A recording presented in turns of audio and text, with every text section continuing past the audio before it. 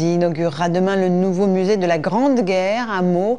Il contient des dizaines de milliers de documents rassemblés par un passionné d'histoire, et cela afin de témoigner de l'ampleur et de l'horreur de la guerre de 14-18. Michel Izard et David Salmon.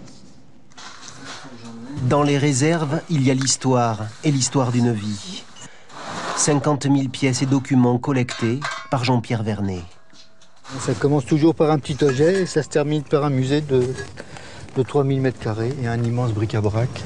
C'est le fruit d'une quête, 40 ans de recherche méthodique, acharnée pour dire ce qu'était la Première Guerre mondiale, avec les uniformes des 35 nations impliquées, pelisses cosaques, godasses australiennes, casques du Tanganyika.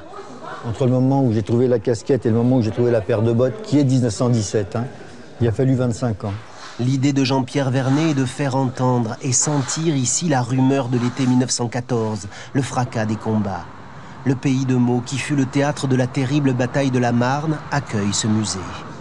Ça se stocke comment ça, Jean-Pierre, debout ? Les objets y retrouvent un décor familier, une manière pour le public de plonger dans les tranchées et la vie des poilus, leurs cigarettes patriotes et la boue et la peur.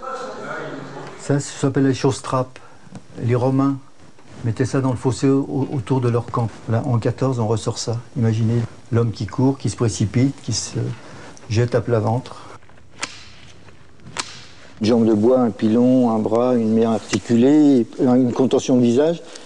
Et là, la chaise d'un amputé des deux jambes. Je sais toute la souffrance que ces hommes ont ressentie, c'est évident. Mais de là à vouloir croire qu'on peut être dans leur peau, c'est même pas imaginable. Quoi qu'on dise, quoi qu'on pense, quoi qu'on fasse, on sera loin de leur environnement, de leur journalier, de leur misère. Au-delà des quelques 40 millions de morts et blessés que fera au total le conflit, le musée se veut un reflet de la société de l'époque. J'ai été ouvrir des portes un peu dérobées pour arriver près des femmes, pour arriver près des enfants, pour arriver près des vieillards, pour arriver près des indigènes. C'est un témoignage sur ce moment clé de l'histoire, 4 longues années de 14 à 18, après lesquelles la France, l'Europe et le monde n'auront plus du tout le même visage.